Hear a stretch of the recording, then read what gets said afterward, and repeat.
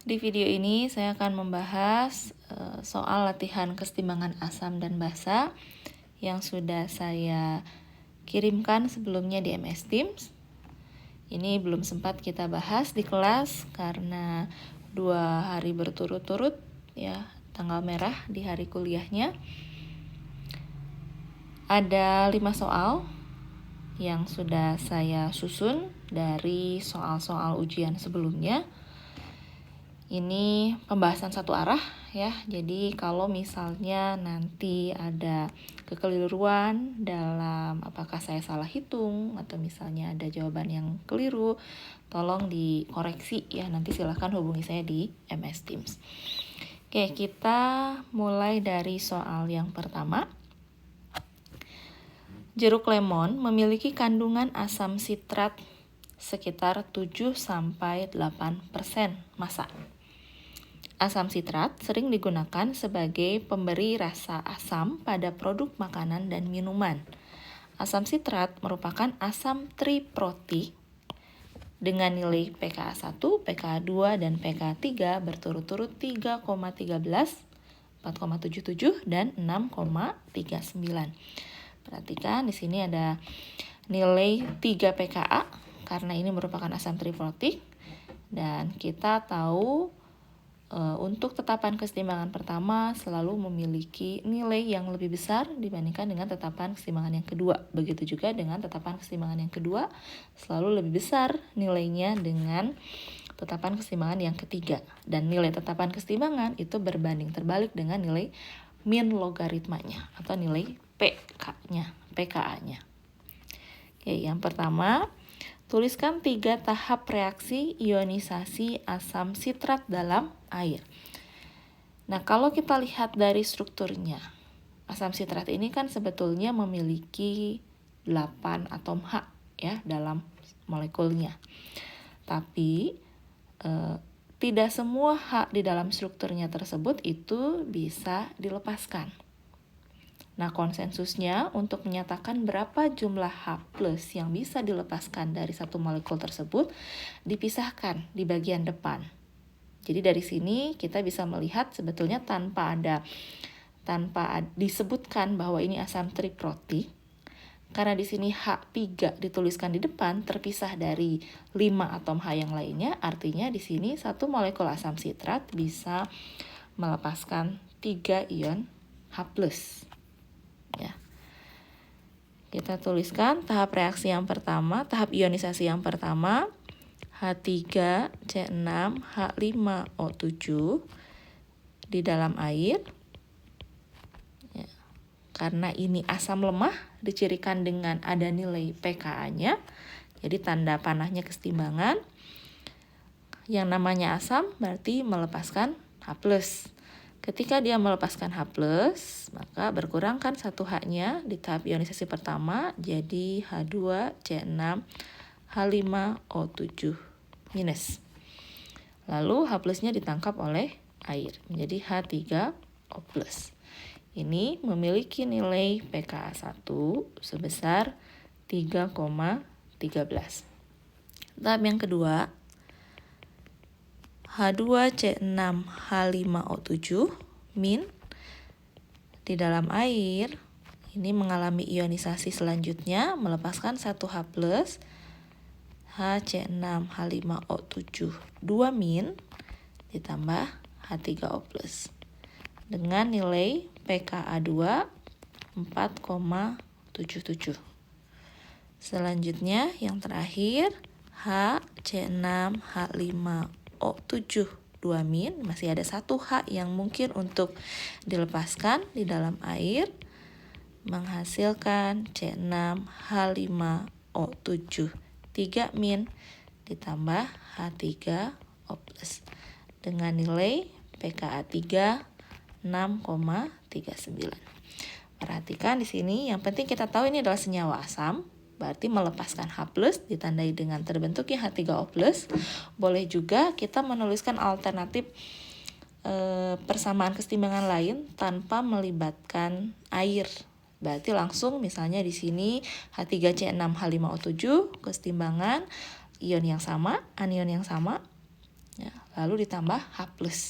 Jadi sebetulnya sama saja, boleh saja kita, kalau kita menuliskan H+, berarti H2O-nya tidak kita tuliskan dalam reaksi. Tapi kalau kita menuliskan H2O dalam reaksi, berarti sebagai produknya ini adalah H3O+. Ini tidak akan mempengaruhi ungkapan tetapan kesetimbangan, karena kita tahu liquid, cairan murni, itu tidak masuk ke dalam ungkapan tetapan kesetimbangan. Oke.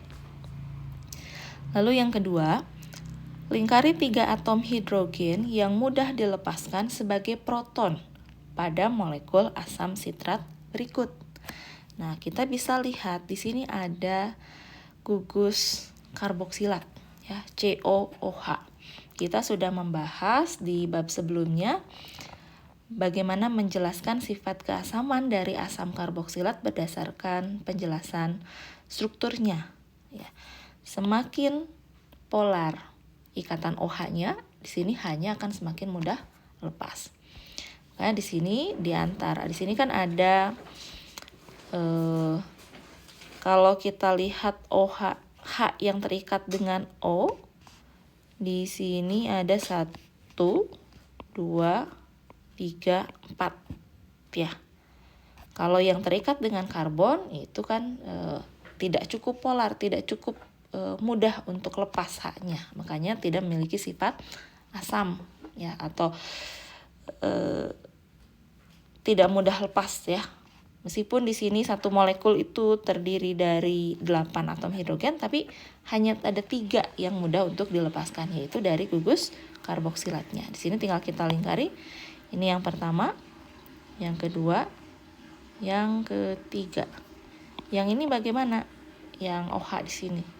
Ini masih relatif lebih sulit ya dibandingkan dengan H yang berada pada gugus karboksilat. Oke. Yang C, jeruk lemon sering digunakan untuk mengurangi bau anyir ikan yang bersumber dari senyawa metilamin. Dengan nilai Kb sekian, berarti ini karena ada nilai Kb maka metilamin merupakan senyawa basa. Reaksi yang terjadi melibatkan interaksi satu proton dari asam sitrat dengan metilamin. Tuliskan persamaan reaksi antara asam sitrat dengan metilamin. Kita tuliskan asam sitrat H3C6H5O7, H3C6H5O7 ditambah dengan metilamin. Nah, di sini reaksinya melibatkan satu proton. Artinya H yang lepas hanya 1.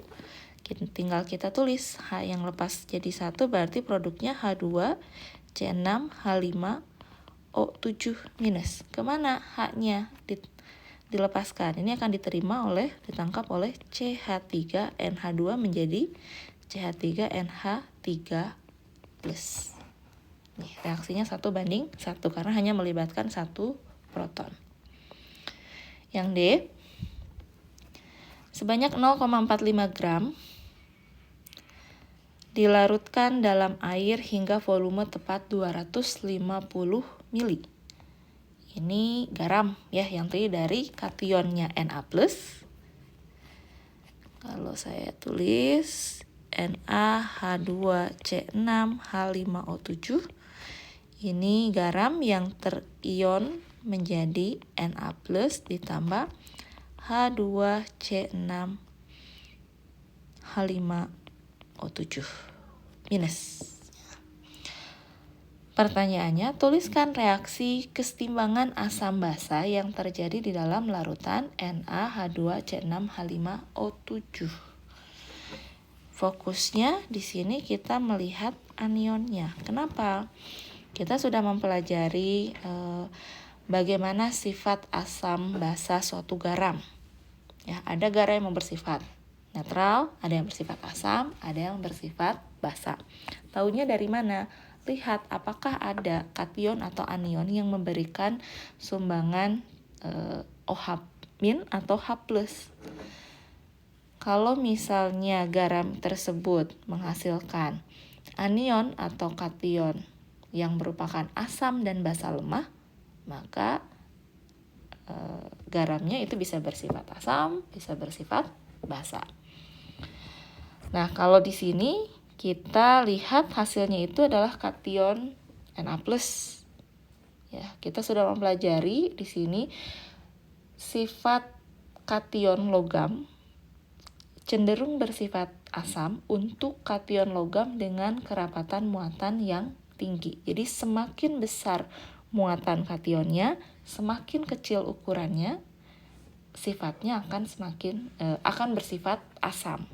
Tapi untuk kation yang muatannya kecil, misalnya di sini +1, ukurannya relatif besar, itu tidak bersifat asam atau tidak terjadi reaksi hidrolisis di dalam air. Jadi di dalam air kita akan temukan ya Na+ yang dikelilingi oleh molekul air. Jadi sifat keasamannya itu di asam atau basanya hanya dipengaruhi oleh anionnya. Kita lihat di awal, ini merupakan produk dari ionisasi asam sitrat yang pertama. Ya, jadi di sini kita tulis dia bisa bersifat sebagai asam karena dia punya dua ion H+ yang masih bisa dilepaskan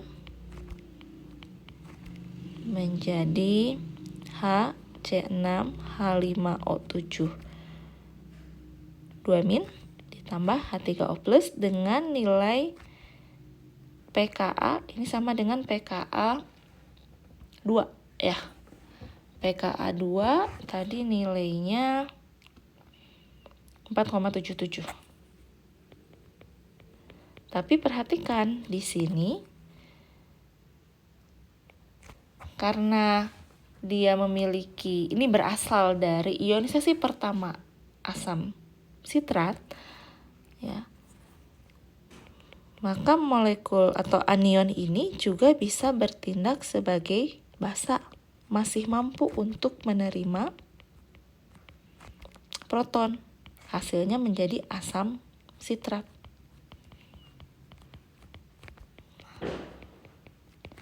Dengan nilai PKB-nya berapa? Ini sama dengan PKW dikurangi pKa yang mana? Di sini melibatkan spesies asam sitrat, ya, molekul asam sitrat dengan anion yang berasal dari ionisasi pertama. Berarti di sini PKB-nya sama dengan PKW dikurangi pKa 1. 14 dikurangi berapa tadi? 3,13. Jawabannya 10,87. Jadi garam ini atau lebih tepatnya anion H2C6H5O7- ini bersifat amfoter. Ya, kenapa bersifat amfoter? Karena dia bisa bertindak sebagai asam, melepaskan H+, dia bisa bertindak sebagai basa, masing-masing memiliki nilai pKa dan PKB-nya. Nah, bagaimana kasusnya kalau seperti ini? Kalau bagaimana sifat asam basa suatu garam kalau ternyata salah satu atau ionnya itu merupakan senyawa amfoter?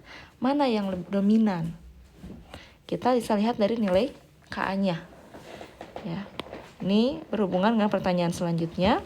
Dengan mempertimbangkan nilai Ka dan Kb, tentukan apakah larutan tersebut bersifat asam, basa, atau netral. Kalau misalnya nilai Ka-nya lebih besar dibanding Kb, maka sifat asamnya lebih kuat. Ya. Kalau sebaliknya, kalau Kb-nya lebih besar dibandingkan Ka, sifat basanya lebih kuat. Kalau Ka-nya sama dengan Kb, maka sifatnya netral. Nah, di sini kita lihat datanya sudah ada. Karena pKa lebih kecil dibandingkan PKB-nya, atau kalau kita ubah ke dalam Ka-nya dan Kb, Ka-nya ini kan berbanding terbalik ya, lebih besar dibandingkan dengan Kb, maka larutan ini bersifat asam. Jadi ini ada campuran asam. Jadi kita seolah-olah ini memperlakukan ada campuran dari asam lemah dengan basa lemah. Bagaimana sifat keasamannya? Bagaimana nilai pH-nya? Itu akan ditentukan oleh nilai K yang lebih besar. Dari sini karena K-nya lebih besar, maka larutan ini, garam ini akan cenderung bersifat asam. Nah, selanjutnya, berarti ini harus konsisten dengan jawaban yang I2 tersebut. Larutan bersifat asam. Selama tidak ditulis temperaturnya berapa, ini berarti pada 25 derajat Celcius. Yang namanya asam berarti kalau dilihat dari pH-nya pada 25 derajat Celcius, pH-nya kurang dari 7. Berarti jawaban kita juga nanti harus kurang dari 7. Nah, sekarang berapa pH-nya? pH-nya berarti kita tinggal fokus pada ketetapan keseimbangan asam. Nah, bentar. Kita tinggal fokus pada persamaan reaksi ini saja. Persamaan keseimbangan asamnya. Seperti biasa, kita nanti tuliskan mula-mula reaksi setimbangnya. Apa yang diketahui di sini? Di sini garamnya 0,45 gram. Ini massa molarnya, ya tolong nanti dikoreksi kalau ada salah hitung ya. Massa molarnya 214, berarti kita hitung dulu berapa konsentrasi awal dari anion H2C6H5O7. Sini kan yang diketahuinya garam. Kalau kita lihat koefisiennya, 1 mol garam ini akan dihasilkan 1 mol anionnya. Berarti di sini mol anionnya sama dengan mol garamnya. Mol itu kita langsung mencari molaritas ya. Molaritas mol per volume 0,45 gram dibagi dengan massa molarnya 214 gram per mol. Kemudian kita bagi dengan volumenya dalam liter, 0,25 liter. Ini hasilnya sama dengan 8,41 kali 10 pangkat min 3 molar. Ya, ini adalah konsentrasi awal.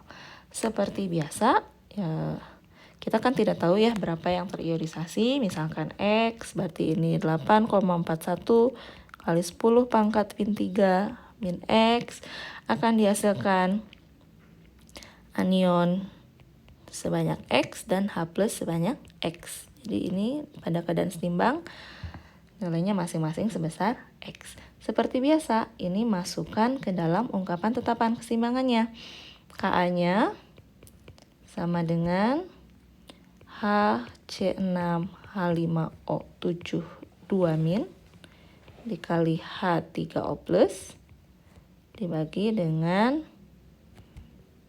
H2C6H5O7 minus. Ya, atau Ka-nya 10 pangkat min 4,77 sama dengan X kuadrat ya, dibagi 8,41 kali 10 pangkat min 3 dikurangi X.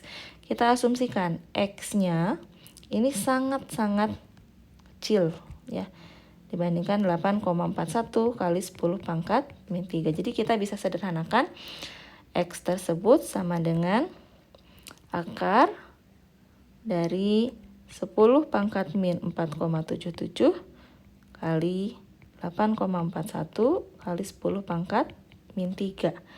Jawabannya 3,78 kali 10 pangkat min 4. X ini sama dengan H3O plus ya. Jadi konsentrasi H3O plus sama dengan 3,78 kali 10 pangkat min 4. Maka pH-nya sama dengan min log 3,78 kali 10 min 4. Jawabannya 3,4. Ini jawabannya. Sesuai ya, bahwa larutannya bersifat asam.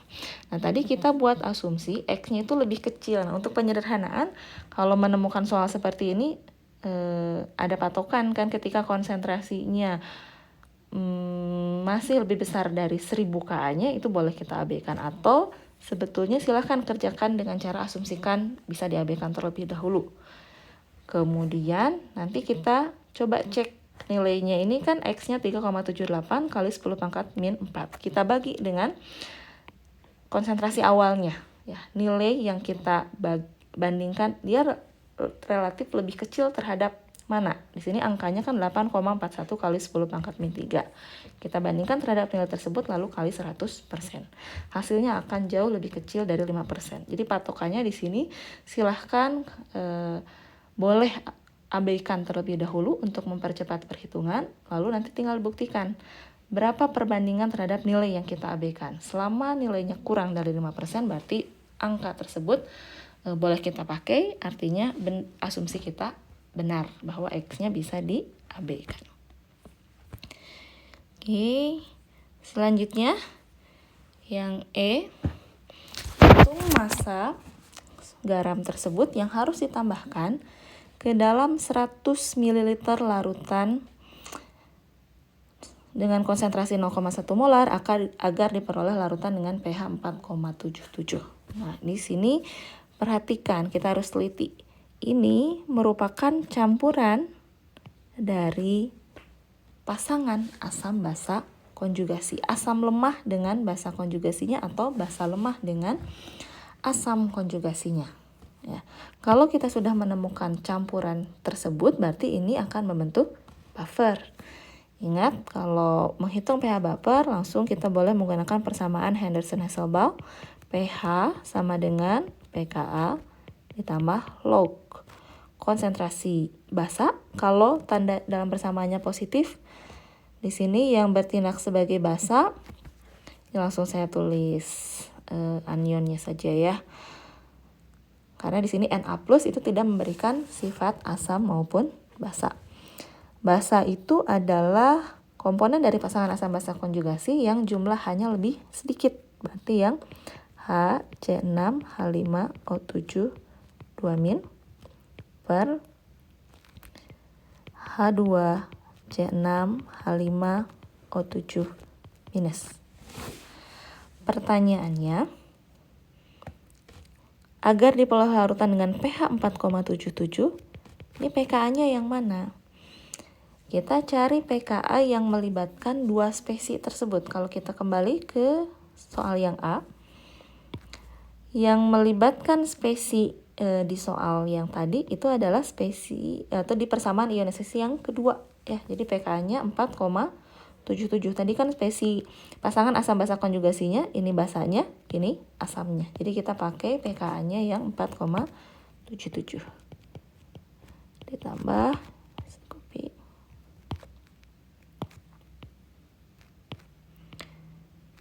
Berarti di sini kita tinggal cari berapa perbandingan. 4,77 dikurangi 4,7 artinya 0. Artinya log tersebut ini nah, kalau kita selesaikan, log ini hasilnya 0. Artinya perbandingan yang menghasilkan logaritma 1, maka perbandingan ini sama dengan 1.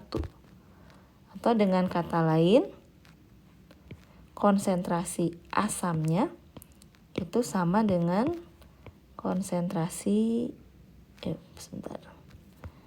sama dengan konsentrasi basanya. Ya, dengan kata lain seperti ini. Di sini sudah diketahui konsentrasi asam konjugasinya 0,1 molar. Yang ditanyakan berapa massa basa yang harus ditambahkan dalam bentuk garam Na2HC6H5O7. Dalam bentuk garamnya ya, ini 0,1 molar. Berarti yang perlu kita cari adalah mol. Mol HC6H5O7 2- itu sama dengan 0,1 molar. Ini dalam volume 100 mili. 0,1 liter. Berarti 0,01 mol. Nah, anion ini berasal dari mana? Berasal dari garam yang terionisasi, ini 1:2 2Na plus ditambah HC6H5O7 2-. Nah, yang kita tahu ini ya, untuk membuat buffer dengan pH 4,77 kita harus mencampurkan 0,01 mol anionnya. Anionnya diperoleh dari mana? Dari garamnya. Karena ini koefisiennya 1:1, maka mol anion ini sama dengan mol garamnya. Berarti ini juga sama, 0,01 mol. Berarti masanya 0,01 kali ini, kalau tidak salah massa molarnya 236. Itu tinggal kali 236. Jawabannya 2,36 gram. Ya. Satu lagi, yang terakhir. Jika ke dalam larutan pada soal E. Soal E itu pH-nya 4,77. Ditambahkan 80 mg NaOH, ditambahkan basa kuat. Logikanya, jawaban kita nanti, karena ditanyakan ini hitung pH akhir larutan, harus lebih besar dari 4,77. Karena ini merupakan larutan buffer, penambahannya itu tidak akan signifikan. Ya, karena kan sifat dari buffer, dia menyangga, mempertahankan nilai pH ketika ditambahkan sejumlah asam kuat atau basa kuat. Ya. Ingat, kalau soal hitungan saya selalu mengajarkan, coba gunakan logikanya. Jangan hanya sekedar asal hitung, karena kalau kita hanya mengandalkan kalkulator atau asal menghitung dapat angka akhir tanpa mencocokkan dengan logikanya, itu bisa saja keliru. Ya. Tuliskan reaksi yang terjadi dan hitung pH akhir larutan. Nah, kenapa larutan buffer itu harus ada 2 komponen ya? Hanya bisa terbentuk dari asam lemah dengan basa konjugasinya atau basa lemah dengan asam konjugasinya. Karena di dalam larutan buffer, supaya dia bisa menyangga pH-nya, harus ada yang bereaksi dengan penambahan asam atau basa kuat. Ketika ditambahkan basa kuat, maka yang bereaksi adalah asamnya. Di sini spesies asamnya yang akan bereaksi H2C6H5O7- ditambah NaOH menjadi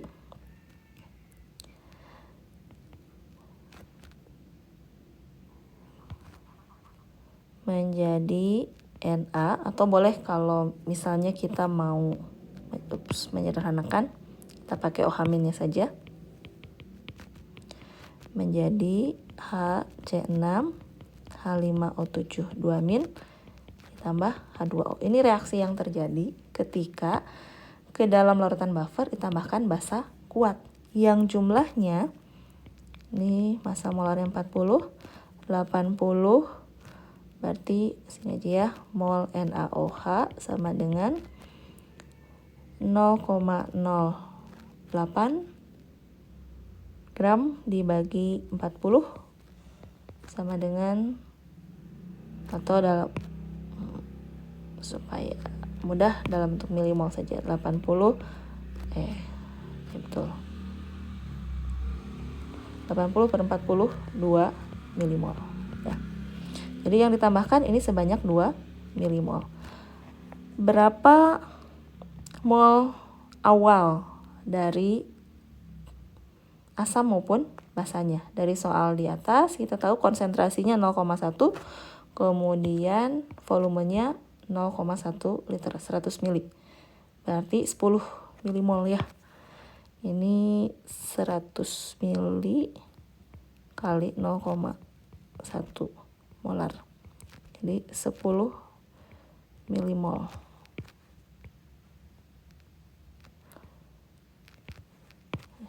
Mula-mula reaksi setimbang atau sisa. Nah, tadi kenapa harus ada 2 komponen? Supaya ada yang bisa menetralkan ketika ditambahkan asam kuat atau basa kuat. Ya, kalau larutannya berisi asam kuat atau basa kuat, kita sudah kenal untuk pasangan asam basa konjugasi dari sesuatu yang bersifat kuat, apakah itu asam kuat atau basa kuat, maka pasangan asam atau basa konjugasinya itu sangat lemah atau bahkan cenderung netral. Jadi tidak bisa mempertahankan nilai pH karena tidak ada yang mampu untuk menetralkan ketika ditambahkan asam atau basa kuat. Jadi yang bisa bertindak sebagai larutan buffer itu adalah campuran dari asam lemah dengan basa konjugasinya atau basa lemah dengan asam konjugasinya. Ini juga sama ya, tadi 10 milimol. Nah, yang jadi reaksi pembatas di sini OH- ini akan berkurang sebanyak 2 milimol. Ini akan berkurang sebanyak 2 milimol. Ini akan bertambah sebanyak 2 milimol. Sehingga pada saat akhir ini yang bersisa 8 milimol, ini habis. Ini 12 milimol. Setelah itu, untuk menghitung pH-nya, tinggal kita kembalikan ke persamaan Henderson-Hasselbalch. pH sama dengan pKa, tadi 4,77, ditambah log basanya, sekarang menjadi 12. Nah, ini perbandingan mol sama dengan perbandingan konsentrasi, karena ini berada di dalam volume larutan yang sama. Jadi kita boleh langsung menggunakan molnya saja. 12 dibagi asamnya 8. Jawabannya 4,95. Logis kan ya? Naik, asalnya pH-nya 4,77 di soal E, tapi ketika ditambahkan basa ya harus naik, harus lebih dari 4,77, tapi nilainya tidak begitu jauh karena ini merupakan larutan buffer. Oke, itu soal pertama. Ya, mudah-mudahan tidak ada kesalahan dalam perhitungan. Kalau misalnya ada, jangan ragu untuk koreksi saya ya, silakan hubungi di MS Teams. Untuk soal selanjutnya supaya tidak kepanjangan nanti saya potong-potong, mudah-mudahan sempat untuk menyelesaikan kelima soal tersebut.